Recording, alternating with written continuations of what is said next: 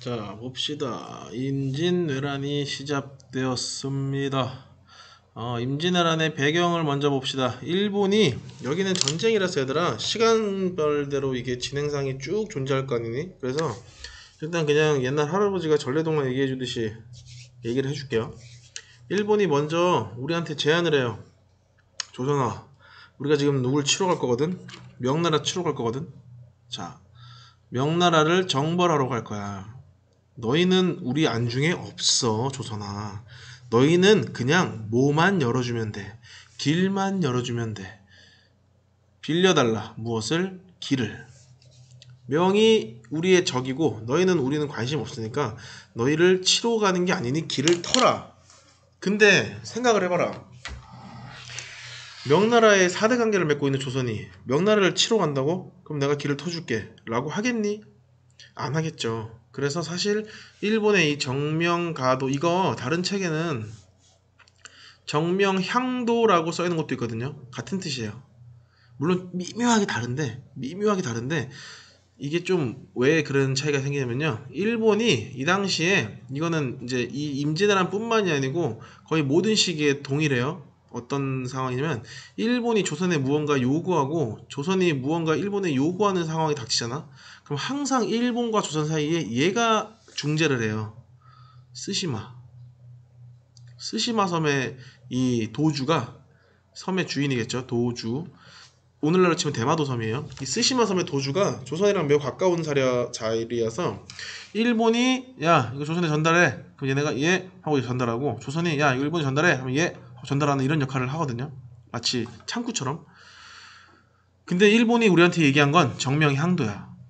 정명향도는 뭐냐면 이 뜻이에요. 우리가 명나라를 칠 터이니 너희는 우리의 뒤를 따라서 함께 명나라를 치러 가자! 라는 게 정명향도야. 동행해라. 그 뜻이에요. 근데 이 스시마섬 도주가 똑똑한 사람이라서 우리가 이거를 조선에다가 전달한다? 그러면은 양국 관계가 박살날 텐데 조선이 이걸 들어줄 리가 없어. 우리가 좀 조작을 하자 라고 해서 중간에 왜곡을 해요. 좀 조작을, 펜을, 이게 종이를 바꿔가지고 저기 조선 왜 저기 일본이 이거 전달해 달라는데요. 뭔데? 보니까 거기 이렇게 써 있는 거야. 정명가도라고.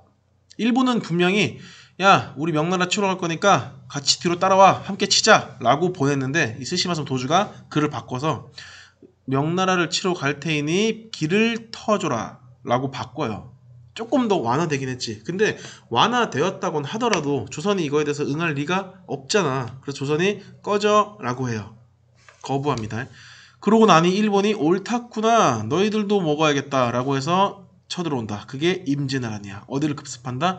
부산포를 급습해요. 근데 이것도 이제 물론 저는 그런 말도 들어본 적이 없는데요 라고 하면 할 말은 없지만, 이 임진왜란에 대해서 조선이 엄청나게 허약했다, 완전 파죽지세로 밀렸다, 조선의 정치인들은 다 쓰레기였다, 위정자들이었다, 뭐 붕당 싸움 당파 논쟁만 하다가 나라를 다 뺏길 뻔했다, 이런 말들 되게 많거든. 실제 책에도 그런 얘기 되게 많고요. 근데 이거는 반은 맞고 반은 틀려요. 반도 안 맞아요. 한 20%는 맞고요. 한 80%는 틀려요. 왜냐면 조선은 일본이 쳐들어올 것을 예상을 하고 있었어요. 그 전부터.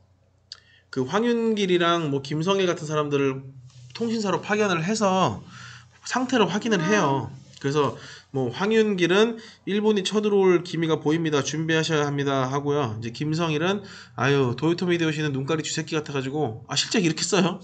눈깔이 쥐새끼 같아가지고 쳐들어올 배포가 안 보여요. 걱정하지 마세요 라고 하거든. 그래서 김성일이라는 사람이 후대 욕도 엄청 많이 먹는데, 김성일이 그 말을 한 것도 사실 좀 왜곡이에요. 나중에 김성일이 이렇게 얘기해요. 내가 이렇게 말을 한 이유는 진짜 일본이 쳐들어올 것 같아서가 아니고, 쳐들어올 것 같지 않아서가 아니고, 내가 황윤길도 저 말을 하는 입장에서 나까지 그렇게 말해버리면 나라가 혼란스러워진다. 준비는 하되 너무 우리가 들떠있지 말자 라고 얘기를 해요. 근데 이것까지는 또 전달이 안 돼가지고 후대에 무지하게 욕을 먹지. 그리고 그 김성일이라는 사람이 진짜 많은 일도 하거든. 임진왜란때 곽재우나 김시민 이런 사람들 의병으로 초빙해서 싸우게 만든 것도 김성일이에요. 근데 그런 공로는 싹 다 까먹고 엄청 막 나쁜 놈이니 이런, 심지어 그걸로 토론하는 수업도 있어. 다른 학교 가면은. 근데 좀 내가 후손이라면 억울하게 생겼어. 어쨌든 이 얘기를 왜 했지? 조선이 일본이 쳐들어올 걸 예상을 했어요. 그래서 실제 훈련도 더 빡세게 하고요. 평소보다 그 당시에 진짜 완전 하급 저질은 아니죠. 완전 하급의 무명의 무장이었던 사람들을 바로 특채로 막 10단계씩 위로 올려가지고 그 바닷가를 막게도 시켜요. 그 중에 한 명이 이순신이었어. 근데 우리나라가 했던 실책은 가장 큰 게 뭐냐면요. 일본이 이렇게 많이 올지 몰랐어. 기껏해야 일본이 그냥 막 2, 3만 명 데리고 한번 와서 한타까리 막 하고 가겠지 정도로 생각했죠. 근데 일본이 몇 명이 와요? 17만 명이 와요. 최종까지 다 합치면 20만 명이 와요. 우리는 역사상 20만 명의 군대를 막아본 적이 없는 민족이야. 고구려 빼고 114만 이런 거 빼고 그거는 사실 113만 중에 아마 보급병이 7, 80만일 거야. 전투병력으로 20만이 오는 경우가 없었어. 그러니까 우리 예상보다 너무 많은 범위의 병력이 쳐들어왔어요. 그리고 이건 내 생각인데 여기 전라도잖아. 여기 경상도거든요. 이순신이 여기 전라도에서도 좌우가 있잖아 말이야. 전라 좌수사로 임명이 돼요. 근데 일본이 이쪽으로 오거든. 여기 경상도 반 나눠서 여기 경상도 좌수사, 경상도 우수사야. 만약에 이순신이 경상우수사로 임명되어서 이거는 경상도의 우쪽을 지킬 숫자, 지키는 군인이란 뜻이에요. 만약에 이순신이 저 맨 끝에 전라 좌수사가 아니고요. 경상우수사로 임명돼서 지키고 있었잖아요. 그러면은 만약에 교과서에는 이렇게 끝냈을 수도 있어. 임진년에 일본이 17만의 대군을 이끌고 쳐들어왔으나 쉽게 포기하고 물러갔다 라고 한 줄로 끝났을 수도 있어. 근데 이 당시에 이순신이 여기 있었어요. 그러니까 당연히 여기서 쳐들어오는 걸 막을 방법이 없지. 이걸 넘어가면 이순신은 자기 이탈하는 건데 자기 근무지를. 그래서 결국은 쭉 밀려요. 부산포를 습격당하면서 쭉 밀리고요. 근데 이 부산포에 있었던 장수들도 그렇다고 해서 막 대충 싸우고 도망가고 이런 거 아니에요. 다 전멸해요. 이때 부산포를 맡고 있던 송상원이었을 거야. 이 부산포의 감사가 그 동네 감사가 그 송상원이 갖고 있던 병력이 800명인가 500명인가 그래. 근데 얘네 선발대가 4만 명이었어. 어떻게 막아? 못 막지. 그래서 이 부산포도 엄청 빠른 속도로 밀리고요. 이제 전개로 넘어갑니다. 부산포가 밀리면서 쭉쭉쭉쭉 올라가요. 어디가 함락돼 버려? 한성이 함락돼 버려. 이게 어디야 오늘날? 너 이렇게 근데 대충 쓰고 있냐? 자, 좀 성의 있게 쓸게요. 한성, 오늘날 서울이 함락돼 버립니다. 서울의 조선의 수도였을 거 아니냐. 이 서울이 함락되기 직전에 유명한 전투가 하나 있는데요. 이거 쓰세요. 이거 나중에 프린트 없었는데요 라고 하지마. 쓰세요. 충주 전투가 하나 있습니다. 이게 어디냐면 여기야. 여기 지도 내가 해놨거든. 여기야. 여기서 싸웠던 사람이 누구야? 신립이야. 쓰세요. 신립 장군이 충주 전투에서 대패를 해. 여기 처음에 이제 여기 부산으로 쳐들어왔잖니? 그래서 위쪽으로 쭉 올라가면은 아마 여기 한성에 닿을 것이다. 근데 이 사람들이 방심하고 있었어. 왜냐면은 이 충주를 지키고 있던 장군의 이름이 신립이었거든. 얘가 위쪽에서 여진 쪽이랑 싸우면서 엄청나게 큰 공을 세웠던 인물이야. 그래서 야, 신립이 전쟁에 완전 귀신이야, 귀신. 신립은 지는 전투가 없어. 야, 일본 놈들 쳐들어온다는데 그거 신립이 여기서 다 막아치울 거야. 걱정하지 마. 라고 여기서 피난 갈 준비도 안 해요. 막을 준비도 안 해. 여기는 군대를 심지어 일로 보내요. 자, 신립아, 우리가 군대 보내줄게, 싸워라. 그래서 이제 신립이 이 충주에서 오늘날 그 탄금대라는 곳에서 일본군을 맞닥뜨려서 싸워요. 근데 신립은 기병, 일본군들은 조총병. 기병이 조총병을 상대로 평지에서 돌격을 해요. 조총이 빵야 총알을 날리겠죠. 그럼 말발굽에, 말 허벅지에, 말 대퇴부에, 말 목에, 얼굴에, 눈에 다 갖다 박히겠지. 그럼 말이 자빠지겠죠. 심지어 이때 비가 온 뒤구라 진흙이 엄청 뻘이었대. 뻘. 진흙 진창이었대. 말이 앞으로 나아갈 수가 있어 없어? 없어요. 그래서 이 신립의 마지막 특전사 같은 이 군대들이 전멸합니다. 그 소식이 한양에 전해지니까 도망가 라고 해서 이 한성에 있던 왕이 이 의주로 피난을 가지. 그래서 어디? 명나라에 요구를 해요. 명나라, 나 명나라로 도망갈게요. 나 좀 받아주세요. 명나라가 거절할까 찬성할까? 거절해요. 야씨, 왕이 국토를 버리고 가면 그게 왕이냐? 거기 지켜. 우리가 병사 보내줄게. 라고 해서 명이 지원군을 파병하는 거야. 자, 어쨌든 순서 봅시다. 충주 전투에서 패배한 뒤에 한성이 함락되고요. 그 다음 한성이 함락된 뒤에 이제 이 여기로 올라왔던 이 일본군이 이 함경도 지역으로 쭉 진출을 한단 말이야. 그럼 계속 올라오고 있는 거야. 이 함경도 진격. 이 와중에 우리 수군과 의병이 열심히 이 곳곳에서 활약을 하기 시작을 합니다. 여기 나오는 사람이 여기 뭐 곽재우, 이거 의병이에요. 수군은 뭐 이순신, 물론 명량은 한참 뒤야. 한참 뒤인데 일단 수군이니까 써놓은 거예요. 이순신. 여기 의병 고경명, 여기 그리고 의병 정문부, 그리고 스님들 유정대사, 이런 사람들이 열심히 곳곳에서 싸우기 시작해요. 이러한 와중에 아까 우리가 요구했던 명나라의 원군이 출발을 합니다. 자, 명나라의 원군이 출발할 때는 우리 아끼는 조선을 지켜줄게 라는 이유로 오지 않아요. 명나라는 이러한 이유를 들어서 얘기해요. 여기 이렇게 돼 있잖아. 여기가 요화잖아요. 랴오어강. 이 랴오강의 동쪽이 무슨 동이야? 요동이잖아. 만약에 일본군이 이 의주를 넘어와서 그 다음 침략을 하게 되면 어디를 쳐들어오는 거야? 요동 땅을 침략해오겠죠? 근데 요동 땅은 지금 누구의 땅이야? 명나라의 땅이거든. 그래서 명나라는 이러한 핑계를 대면서 쳐들어오죠. 우리는 요동을 방어해야겠다. 요동 방어를 명분 삼아서 조선에 파병을 해주기 시작해요. 근데 사실 이때 당시에 명나라의 황제가 만력제였는데, 우리 일부에서 얘기했지. 만력제가 어떤 상태에서 임진왜란을 맞이했냐면은 농민 반란, 농민들의 불만이 막 발생하는 시기에서 임진왜란이 찾아오거든. 그러니까 만력제는 무언가 내가 병사를 다 모아서 옆나라를 지켜주는 멋있는 모습이 떠오르는 거야.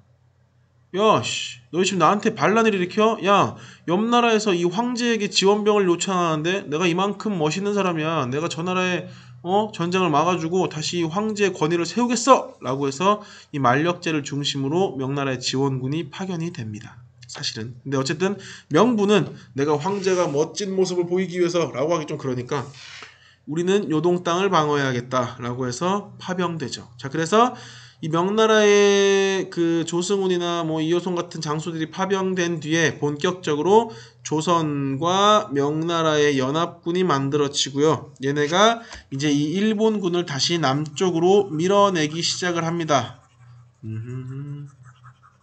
일본군을 남쪽으로 밀어내서요. 여기서 다시 이제 빨간색으로 할게요. 이 지도는 나중에 한번 제대로 보세요. 난 지금 그냥 편의상 하는 거니까. 다시 남쪽으로 밀어내고 여기서 여기서 여기 어디야? 평양. 써있죠? 평양 탈환. 무슨 전투? 평양성 전투. 평양성 전투에서 이겨요. 그래서 일본군이 여기서 패배한 다음에 마지막 이 배수진을 못 지키고 다시 도망가라 라고 쭉 밀려나요. 자, 쭉 밀려가다가 이제 개성 지났어. 개성 지나서 쭉 내려가다가 여기 개성은 오늘날 북한이잖아. 이제 오늘날 휴전선 쪽 지난 다음에 우리나라 경기도 북쪽 지역에 미안. 자, 여기 일산, 오늘날 일산 지역이 있거든요. 여기 일산 지역에서 다시 한번 이 조선 연합군, 특히 명나라군이 많았어요. 그래서 명나라군이 일본군을 상대로 싸워요. 이 일산 지역에서 명나라와 일본 간의 전투가 시작되거든. 근데 이 전투를 명나라가 져요. 이 전투의 이름이 벽제관 전투야. 이 벽제관 전투를 명나라가 패배하니까 다시 명나라는 아래로 내려오던 길을 멈추고 어디로 올라가야 돼? 위로 올라가야지. 올라가서 이 개성 부근에서 멈춰요. 요렇게. 그래서 기억해. 명나라가 우리에게 지원군으로 들어온 다음에 첫 전투였던 평양성 전투는 승리하고요. 더 내려가서 일산 지역에 있었던 벽제관 전투는 패배한 다음에 다시 여기서 조금 올라가서 이 개성 지역에서 오늘날 그 휴전선과 같은 이런 38선과 같은 이게 만들어져요. 결계가 만들어져요. 결계? 너무 만화 같은 단어인데. 자, 그래서 이렇게 만들어집니다. 이 상태에서 이제 우리 조선도 힘들고 명나라도 힘들고 일본도 힘드니까 야, 우리 휴전하자. 우리 그만 싸우자. 휴전 협상에 돌입합니다. 자, 다음 페이지. 자, 일본이 우리에게 요구한 휴전 조건은 4가지야. 미친 요구야. 첫 번째, 명나라의 공주를, 이건 다른 말로 얘기하면은 명나라 황제의 딸이겠죠. 근데 이걸 왜 다른 말로 얘기하지? 뻔한 얘기인데. 자, 명나라의 공주를 일본 천황의 뭐라고 보내래요? 궁녀로 보내래요. 미친 소리지. 예를 들어서 일본 그 천황의 딸을 일본 천황의 뭐 와이프로 맞이한다 라고 얘기를 해도 들어줄랑 말랑 할 텐데, 일본 천황에게는 수천 명의 궁녀가 있거든. 근데 그 수천 명의 궁녀 중에 한 명의 궁녀일 뿐인 그 궁녀로 보내래요. 명나라 황제가 미쳤니? 절대 안 보내지. 어디 꺼져. 이거 까여요. 두 번째, 조선 밑에 사도를 내놓으래요. 전라남도, 경상남도, 경상북도, 전라북도 내놓으래요. 이 남쪽에 4개 도를 주면은 우리가 물러나겠대요. 이건 누가 깔까? 조선이 까겠죠. 그리고 명나라에게 또 이걸 요구하죠. 너희가 우리 왜구가 많이 출몰한다는 이유로 우리가 열심히 하고 있던 무슨 무역을 폐지했잖아. 이 무역을 다시 재개시켜달라. 감한무역을 재개시켜달라. 요거 하나는 오케이, 생각해볼게. 보류. 그리고 마지막, 이거 일본의 요구가 계속 조선의 왕자를 인질로 보내라. 이건 조선이 거절할까 찬성할까? 당연히 거부. 3개 중에 4개 중에 원래 더 많거든요. 8개인가 있어. 근데 그 중에 가장 유명한 게 지금 이 4개인데 이 외에 나머지도 다 거부거든. 일본이 제시한 것들 중에 대부분이 거부됐어. 그럼 당연히 협상은 어떻게 된다? 결렬되겠지. 협상 끝. 협상이 끝나면서 그래? 그럼 전쟁 다시 하지 라고 하면서 전쟁이 다시 일어나요. 그 전쟁의 이름이 뭐야? 정유재란이야. 쌤, 그럼 임진왜란과 정유재란은 다른 겁니까? 그냥 이렇게 생각하시면 돼요. 임진왜란이 이렇게 있으면요, 여기가 1592년에 일어나고 1598년에 마무리되는데, 아 이거 얘들아, 그리고 내가 하나 잘못 쓴 게, 내가 임진왜란이 7년 동안 일어난다는 걸 계속 머리에 받고 있다가 그냥 여기 1952년 더하기 7을 해서 아마 수업 중에 너희들한테 그 도요토미 히데요시 필기할 때 1599라고 했을 거거든. 그거 1598로 고치세요. 물론 이걸로 너희들을 엿먹일 일은 없을 텐데 혹시나 해서 1598년 12월에 끝나. 그리고 심지어 어쨌든 이 전체가 임진왜란이고요. 임진왜란 안에 이 협상이 결렬되면서 그래? 그럼 다시 전쟁 시작해 라고 해서 요 정도를 우리가 정유재란이라고 다시 불러요. 정유년에 다시 제자 일어난 난리란 뜻이야. 그러니까 정유재란은 임진왜란에 그냥 쉽게 포함된다고 생각하시면 돼요. 그래서 이 정유재란이 일어난 뒤에 나타나는 전투들이 우리가 영화로 가장 잘 알려진 명량, 그리고 이순신이 죽게 된 전투 노량이 되겠죠. 명량해전과 노량해전을 우리가 승리하고요. 그리고 결정적으로 이거 하나 더 써놓을게요. 명량, 노량해전을 우리가 승리하고요. 그러면 선생님 육지에서는 우리가 승리 안 합니까? 해요. 쓰세요. 직산이라는 곳에서 일어난 직산 전투에서 조명연합군이 대승을 거둡니다. 직산이 오늘로 치면 요쯤이거든요.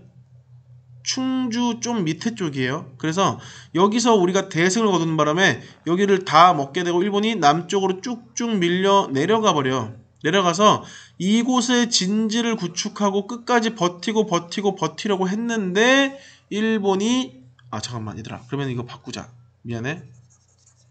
이걸 위에 쓰세요. 여기가 직산 전투야.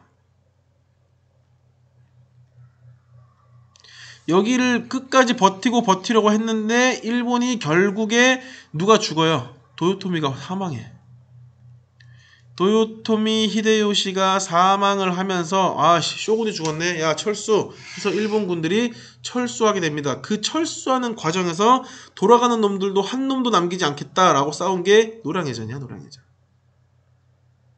그러니까 사실 여기 지금 여기 뭐 평양, 탈환, 행주대첩, 명량, 뭐 진주, 한산도 이거 사실 다 한 날에 일어난 게 아닐 거 아니야. 다 이거 시기 순서가 있어요. 순서가 있는데 여기는 일단 그런 거 관계없이 다 하나로 적혀 있고 이 전투의 순서들은 나중에 내가 따로 정리해서 줄게요. 아마 여러분들 좀 요긴하게 쓸 수도 있을 것 같아서. 자, 그래서 요거는 일단 요렇게만 정리해 놓고요. 일본이 철수를 하게 되면서 임진왜란은 막을 내립니다. 자, 그렇다면 지금부터 이 임진왜란이 끝나고 난 뒤에 결과를 보면 오늘 수업이 끝내겠죠. 3부로 넘어갈까? 마저 할까? 마저 합시다. 자, 결과 봅시다. 조선에서의 결과는 우리가 한국사 때 배웠던 내용들을 한번 다시 복습인 거예요. 자, 먼저 당연히 인구가 줄겠지. 호적이 박살나요. 호적이 파괴돼요. 노비들이 노비문서를 다 태워버려. 기회다 이씨 해가지고 호적 다 파괴되고요. 국토가 황폐화됩니다. 양안이 다 불타버려. 소실돼요. 위에도 바꿀게 그냥. 여기 소실로. 호적이 사라지고요. 소실이라는 거는 잃어버린다는 뜻이야. 호적이 소실되면서 양안이 소실되면서 국토도 황폐화되고 인구도 감소해. 실질 인구도 줄고 호적이 없어지면서 완전 신분체계가 엉망진창이 된다고. 그러면서 재정이 악화돼 버려. 이 악화된 재정을 다시 끌어올리기 위해서 실시되는 게 대동법. 첫 번째 대동법. 이거 그거죠. 뭐 특산물을 더 이상 특산물로 내지 않고 뭘로 내는 거야? 쌀로 내는 거. 이게 대동법이에요. 대동법으로 이 재정이 악화된 것을 극복하기 위해 노력을 하고요. 그리고 납속책, 공명책을 통해서 재정의 악화를 막으려고 노력을 합니다. 이 납속 공명책이란 것은 무엇이냐? 잠시만요. 내 교실 없이 너무 힘들다. 자, 이 납속책이라는 건 뭐냐면 얘들아, 이 나라에서 지금 돈이 없잖아. 근데 세금을 걷고 싶은데 세금을 걷을 사람이 없어요. 근데 물론 그 중에서도 또 돈이 많은 사람은 존재할 거거든. 이 전쟁 중에 자기 재산을 지켜내면서. 근데 이 납속책의 대상은 뭐냐면요, 신분은 낮은데 돈은 많은 사람. 이 사람들에게 야, 우리 세금 좀 많이 내봐. 우리가 세금 내면 너한테 어떠한 특정한 이 직업이 아니지, 계급을 줄게. 관직을 줄게. 관직이라고 바꿀게요. 신분이 낮고 돈이 많은 사람들에게 야, 우리한테 돈 내면 우리가 너희에게 관직을 줄게 라고 꼬시는 거야. 근데 이 관직을 주면 뭐가 된다?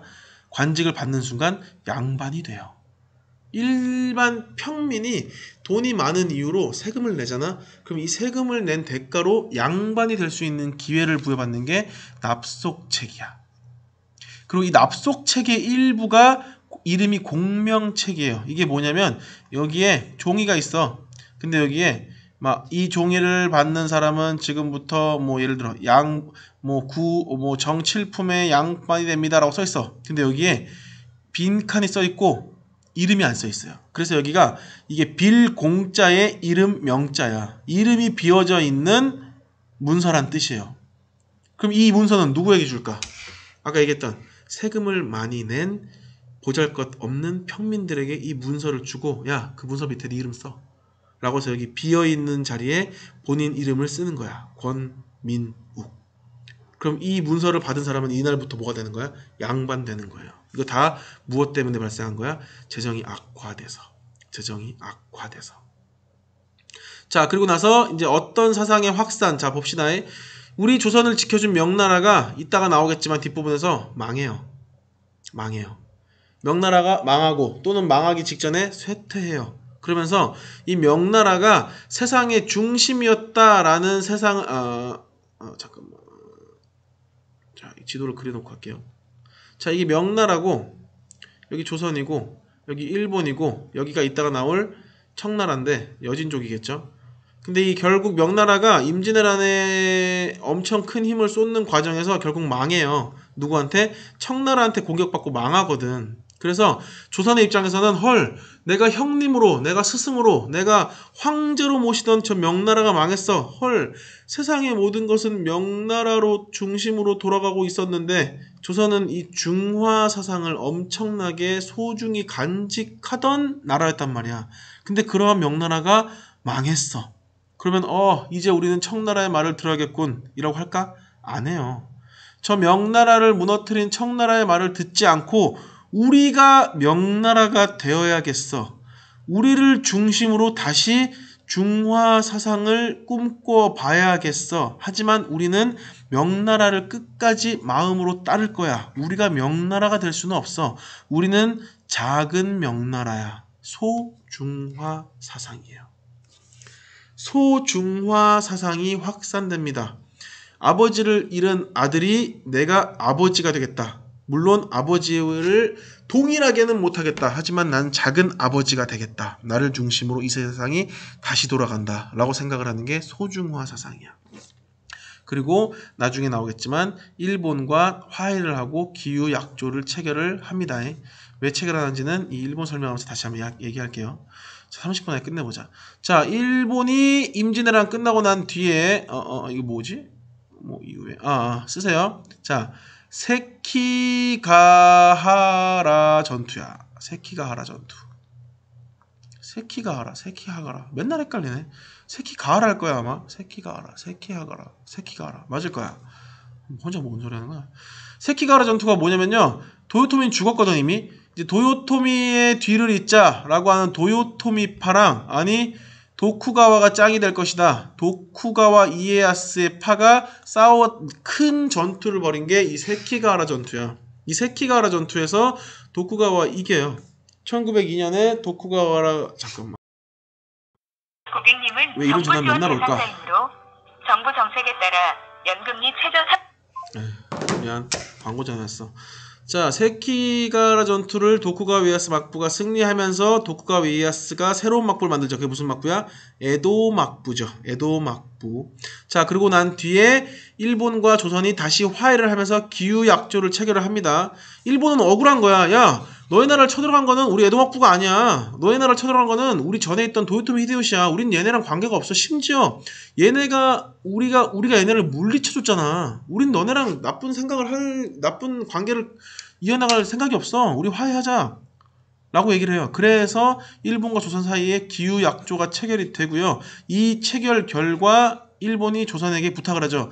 너희 명나라한테 받은 좋은 물건들 있지 않니? 그거 우리에게 좀 전해줄래? 라고 하면서 조선이 일본의 조선통신사를 파견하기 시작하지. 조선통신사를 파견하기 시작해요. 그러면서 통신사를 통해서 문물을 교류하고요. 이거 하나 알아둬야 될 게 일본과 조선이 임진왜란을 겪는 그 과정에서 어디냐 여기 일본과 조선 사이에 계속 그 연락책을 맡아 하던 이 쓰시마 섬 있잖아. 얘네는 전쟁에 전혀 피해를 입지 않거든. 그 쓰시마 섬이 전쟁 끝나고 난 뒤에 엄청 강해져요. 오히려 전쟁으로 아무런 피해를 보지 않거든. 그래서 쓰시마래 미안. 이 사스마번이 전쟁 피해를 겪지 않는 과정에서 엄청나게 강해지면서 옆에 있던 누구를 공격한다? 류쿠 왕국을 공격해요. 이 류쿠 왕국은 지난 온라인 클래스 막바지 쪽에 나왔을 거예요. 그 명나라가 바닷문을 걸어 잠그면서 일본과 조선과 명나라 사이에서 중개무역을 통해 엄청 성장했던 쪽이 류쿠 왕국이었어. 이 사스마번이 이 류쿠 왕국을 엄청 공격하면서 이 류쿠 왕국의 어떤 그 중개무역의 위치를 대신 가지게 되죠. 그래서 류쿠 왕국이 이때 일본에게 편입됩니다. 이제 류쿠 왕국은 종말됩니다. 요 내용이 임진왜란 때 같이 연결돼서 나와요. 자, 일본의 영향 끝. 마지막 중국에 어떤 영향을 미쳤는가? 여기 빨리 하고 끝낼게요. 명나라는 전쟁 직후에 국력이 당연히 약화됩니다. 그리고 플러스 환관들이 그 내시들이 이 전쟁 끝나고 난 뒤에 세금을 걷기 위해서 엄청나게 횡포를 부려 그 과정에서 명나라의 지배층이었던 이 신사층이 반발을 합니다. 세금 좀 그만 걷어가라. 그리고 농민들도 반발을 일으켜요. 우리 다 굶어 죽겠다. 라고 하면서 명나라가 결국 무너지고요. 이 명나라를 무너지게 만든 농민 반란은 쓰세요. 이거 아마 그 지난 온라인 클래스 때 있었던 내용일 텐데 이자성의 난이야. 이재성의 난을 계기로 명나라가 완전히 침몰해서 무너지게 되고요. 그 과정에 이 명나라가 무너지는 과정에 이 만리장성 오른쪽 편에 여진족이 세운 후금이 등장하기 시작합니다. 얘네 여진이야. 여진. 그래서 쓰세요. 여진족의 누르하치라는 인물이, 이거는 마치 몽골로 치면은 그 칭기스칸 같은 인물이에요. 이 여진족의 여진족의 누르하치라는 인물이 부족을 통합하고요. 이 여진족의 군사 제도였던 팔기제라는 군사 제도를 완성합니다. 이게 뭐냐면 여기 오른편에 요 몇 분 남았지? 빨리 끝내야겠다. 여기 이 역할과 어떤 힘과 뭐 민족은 아니다. 역할과 힘과 구역에 따라서 8개의 8개의 조직으로 나눈 다음에 서로 다른 색깔의 옷을 입힌 거예요. 서로 역할을 다르게 하는 군대야. 근데 이게 겁나 셌대요. 뭔가 좀 포스 있어 보지 않니? 그래서 이거를 팔기제라고 부르고요. 또는 팔기군이라고도 불러요. 근데 팔기제가 조금 더 큰 범주긴 해. 팔기제 안에 팔기군이 있으니까. 자, 이 누르하치가 부족을 통합한 다음에 팔기제를 완성해서 이 팔기제를 가지고 온 전역을 휩쓸고 다 통일시키면서 뭘 만든다? 후금이라는 나라를 만들어요. 아직은 청나라 아니야, 얘들아. 내가 편의상 써놓은 거예요. 이거 후금이라고 바꿀게요. 후금을 건국합니다. 1616년에. 그러고 나서 명나라를 위협하면서 명나라와 후금이 사이에 이렇게 두고 대립하기 시작하지. 그러면서 명나라와 후금이 이 지역에서 엄청나게 큰 격돌이 벌어지거든. 이름 뭐야? 사르후.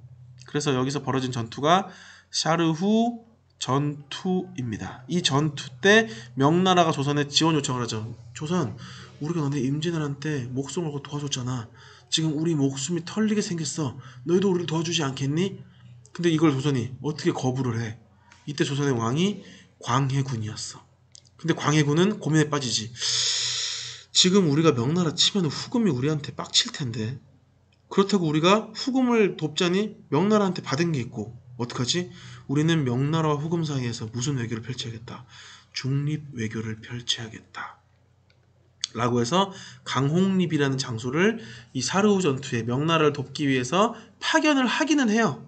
하기는 하는데 강홍립한테 미리 귓속말로 얘기하죠. 야, 너 혹시 가서 후금이 너를 포위하고 올가매잖아. 그러면 바로 군복 벗고 가서 항복해.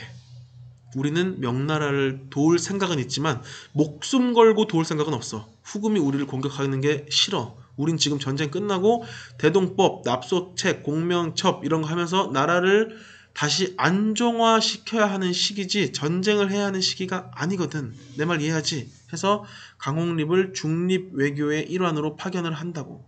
이거 우리 한국사 시간에도 배웠던 내용이야. 요 시기에 요런 상황이라서 중립 외교에 최선을 다한 거예요. 누가? 광해군이. 자, 여기까지가 임진왜란의 결과까지고요. 결과로 얘기하면 임진왜란 끝나고 일본은 에도막부로 바뀌고요. 명나라는 무너지기 시작하고 청나라 후금 등장하고요. 조선은 대동법 이런 것들로 다시 한번 일어나려고 하고요.